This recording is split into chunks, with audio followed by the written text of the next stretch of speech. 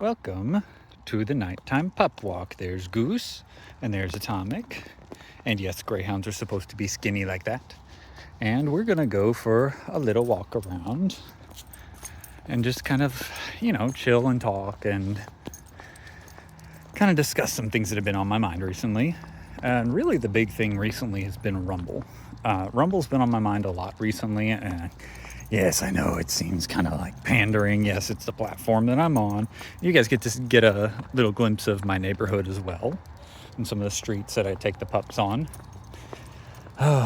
We might make a quick trip around though, because I do not like dog owners in our neighborhood. They have a tendency to let their dogs wander around, which, leads to a lot of dangers for the pups, but also leads to a lot of dangers to people like me who walk my dogs around because if one of them gets aggressive, or like happened to me not too long ago, earlier this year, I get bit by a dog that is allowed to wander out.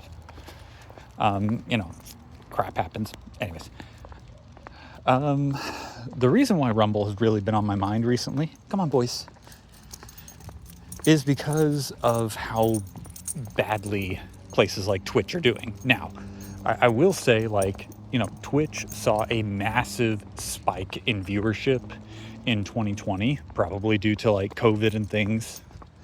And it has, for the most part, retained a lot of those viewers and whatnot. And I believe that the purchase made by Amazon has assisted with that.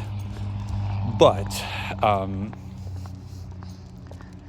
there's been some very significant things that have been going on. And I'm not the one who knows a lot of the drama and stuff that it deals with. It's just you can go to the quartering over on Rumble or YouTube or wherever to find. He tends to get a lot more into the nitty gritty of the drama and stuff. Let's go this way, boys. I don't go this way very often. I want to kind of go down a street that I know right now. Come on, bubs. They're good boys. Goose is not as good on leash as Atomic is, but Atomic was trained as a service animal, so he is much more well behaved on leash. And Goose was a very good-tempered, even-keel dog with some good training stuff, and he has such a high desire to obey, but he was not leash trained when we got him. This way, guys. Come on. So a lot of that training has been by me, and I don't entirely know what I'm doing, but I've looked up things here and there to figure out what I'm doing. Oh, I hear Winston barking. How, Wince? Oh, the pups. All right. So, the deal with Twitch right now is that you guys need to go potty. Go ahead, go potty. Good boys. Twitch right now is not doing very well, which has been very interesting. I just saw a report that a bunch of Twitch streamers have been seeing a drop of ad revenue of 95%. And this is on top of several large creators getting cut recently. And it's on top of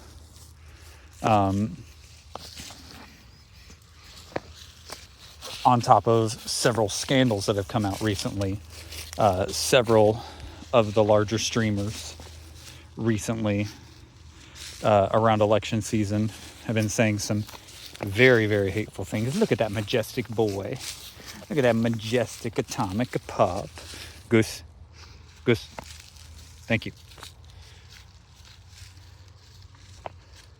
So all of this together, and there is a small dip in viewership, but I think that viewership will come mostly as, there you go, yeah, go potty. That dip in viewership will start to become more apparent as a lot of these bigger streamers start getting hit with strikes and start disappearing from the platform. Come on, boys. That's where I really think that Rumble has the upper hand. And as much as I hate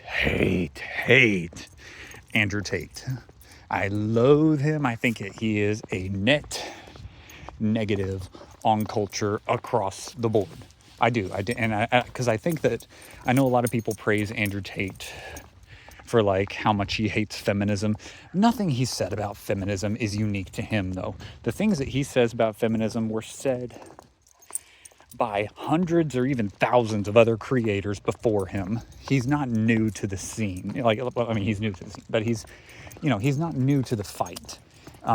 He's basically just copy pasting what people like Crowder, Joe Rogan, even the Daily Wire, not as much anymore, but what the Daily Wire did for a while, like he's not doing anything new. The anti-feminists have been around for a while, and what he's doing doesn't really provide much of anything else of value. That's kind of like my big issue with him, is like he doesn't provide anything of value other than just being mean and angry towards women. So, but the reason why I think he's now relevant is because of how big of a creator he is. Because he is, I mean, he's a very significant creator. A lot of people follow him. A lot of people follow him. Which is what's really so important about him, is that with how many people follow him. Let's go, boys. Let's go. Dada wants to go home now. Good dogs. Let me wrap up the leashes a little bit. There we go. Good pups.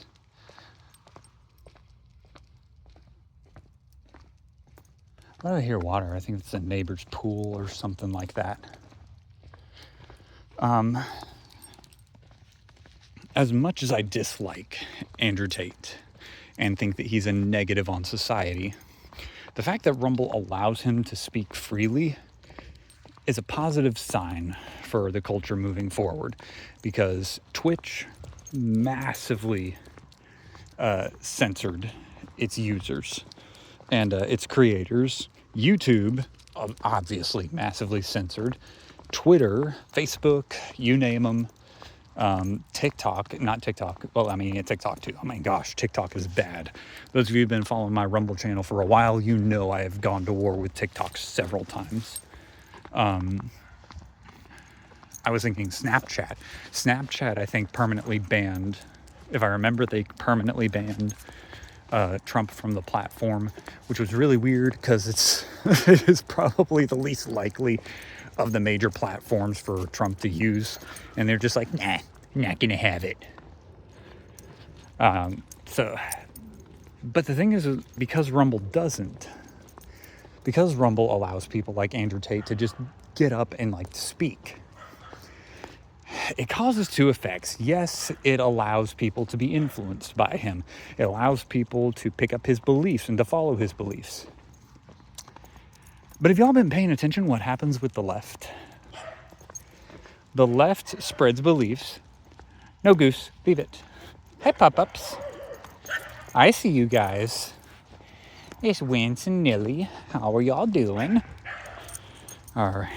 Good boy, Tommy. Good boy. Not even phased.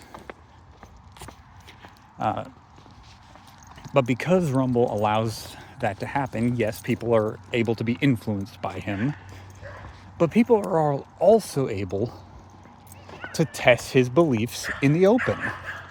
You know, if you restrict someone's speech and criticize them, well, they have the upper hand of saying, hey, why are you covering us up like this? You're obviously part of the machine. You're obviously part of the problem because you won't even allow our ideas to be heard. Well, there must be some credibility to our ideas, and it creates this dilemma. Rumble, in allowing people like Andrew Tate to speak, gives us the chance to refute him on equal footing. By the way, I'm very, very glad that Ladder with Crowder did not move forward with their with the idea they floated about having him on the show, because their values do not line up at all, especially since he converted to Islam. My gosh, he does not represent the majority of us. That's the big thing with like Andrew Tate, is like you only like him because he's a cudgel against the left. And even then, it's not just the left. It's just you just like him because he makes feminists angry. For me, it's kind of like the Nick Fuentes thing, except Nick Fuentes is he doesn't have as much of a platform as Andrew Tate does. I just want people to be able to speak openly and freely so that we have the chance to be able to deal with ideas on equal footing. With Andrew Tate's content and channel being out in the open and having a place where it's not restricted, well, you can't pull the censoring card anymore. Now we can just talk openly. We can look at your ideas and see what ideas are good or not. Now, naturally, I think that his perspective is always going to be around because he takes a very self-centered perspective. It's not just an anti-women empowerment position. I do think that some of the ideas that he espouses do degrade women, and that, it's a very dangerous position, but at least the ideas are being spoken so that we can, examine those ideas together.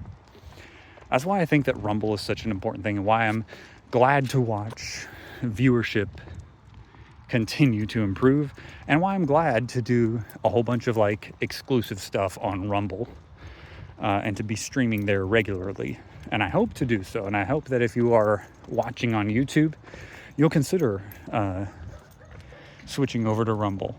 I'm at the point now where most of what I watch is on Rumble, and I very rarely watch anything on YouTube.